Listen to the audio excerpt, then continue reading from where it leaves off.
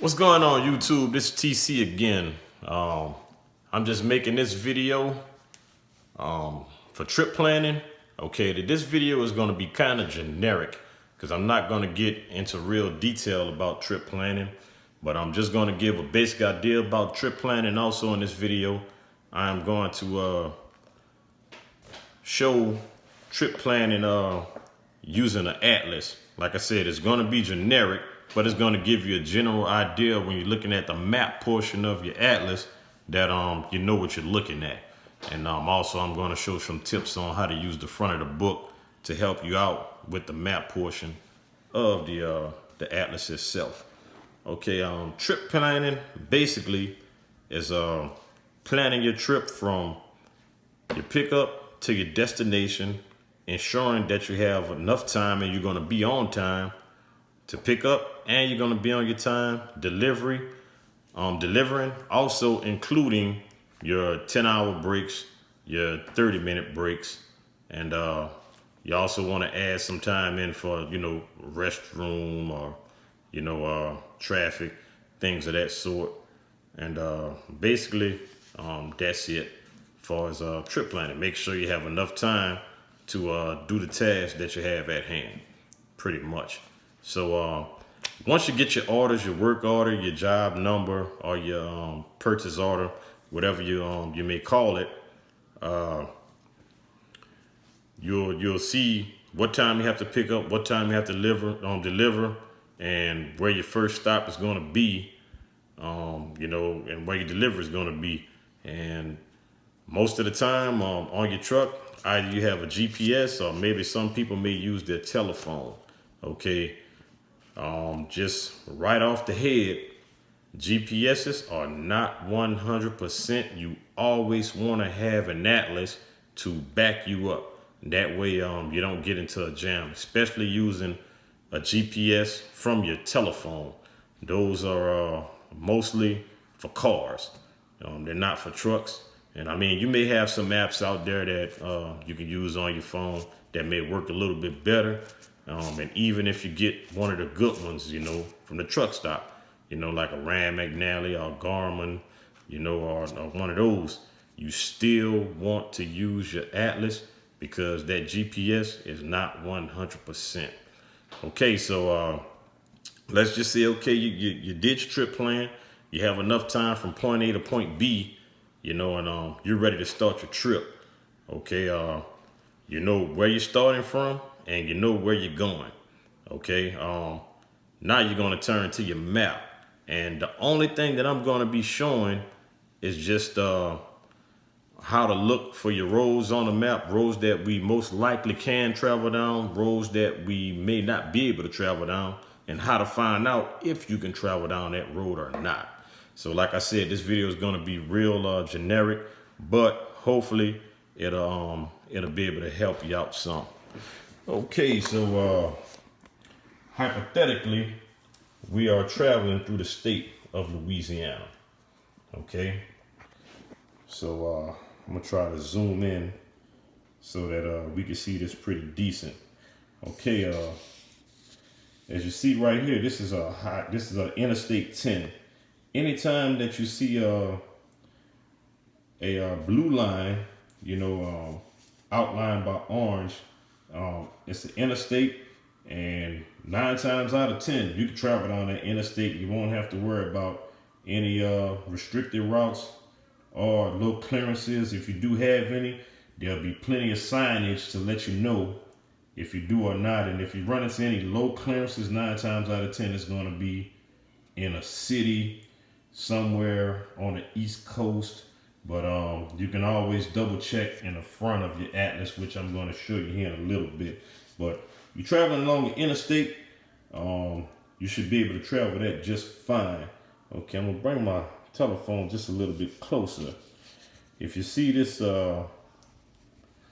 US Highway 165, okay, if you look at that real good, you can see where you have the 2 red lines with a kind of a orange in the middle and surrounded by orange, but it's pretty detailed there. That's letting you know that highway is pretty opened up. You're probably going to have 2 lanes traveling north, 2 lanes traveling south. You're probably going to have shoulders. It's going to be pretty wide open, just about like an interstate. It's going to be wide. Okay. Now, if you look at this highway right here on 190, US Highway 190, you see it's a thick red line with surrounded by orange. And also anything highlighted in orange usually have the dimensions big enough so that our trucks can go down. Okay, but you see that thick red line? Where's my finger? Right here. That thick red line in the orange. Okay, that's probably going to be 1 lane traveling east, 1 lane traveling west, maybe shoulders. But it's going to be pretty opened up also. Okay, now if you look at this little highway right here, 26, you notice how that line is just a little bit thinner than the one that we just looked at. That means that this highway is going to be just a little smaller. It's probably going to be 1 lane traveling north, 1 lane traveling south, and it's probably not going to have much of a shoulder. So it's going to be just a little more restricted, but not very much. Okay. Now, once you get out of the orange, and let's say we come up to 26, up this way, just a little bit north. Okay, that's out of the orange. So that means that it may be safe to travel down. You just want to check in the front of the atlas to make sure that it's not a restricted route. There's no low clearances, but that road is going to be kind of tight. Probably going to have more than likely no shoulder at all, no median. It's probably going to be 1 lane going north, 1 lane going south, and the lanes are going to be right next to each other. Northbound lane and the southbound lane right next to each other. No median, no shoulders. Okay. And last but not least, now you get these little gray highways, the ones that's highlighted in gray. Okay. Those, they are going to be really, really tight.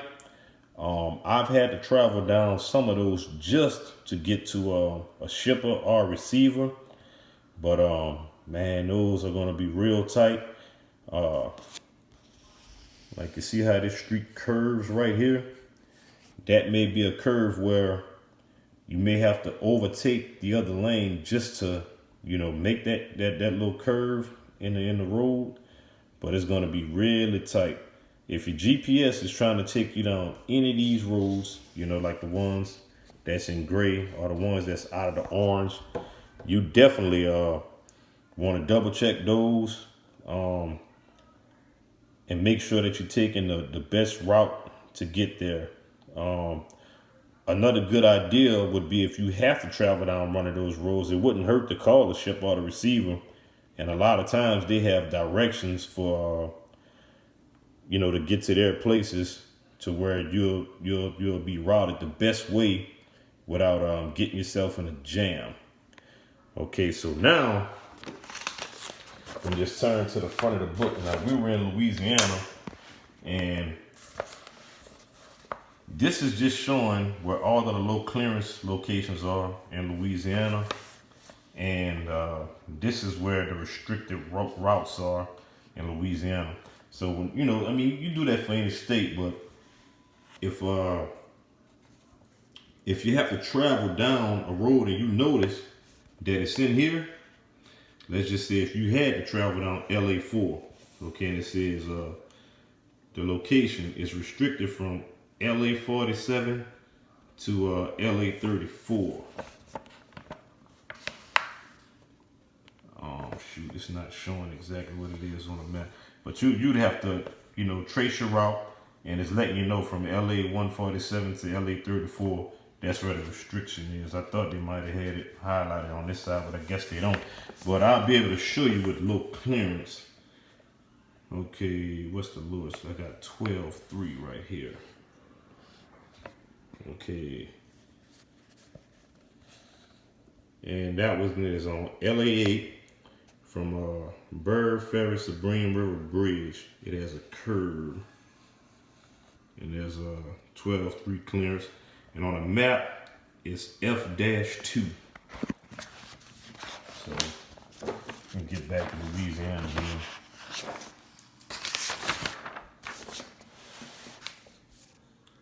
Okay, this is F, and this is 2. So it brought me right to it. That's the Bird Ferry bridge. Well, I don't know if it's the bridge. It said the Sabine River. Oh, okay, that's right there. Because this is the Sabine River that separates Louisiana from Texas. So that low clearance is going to be right up in here somewhere. So if you had to travel going this way, you'd have to definitely reroute yourself. But like I said, this video is real generic. You know, I didn't really want to get deep off into it, and hopefully that video helps you guys out. That's all I have for today. Have a nice one.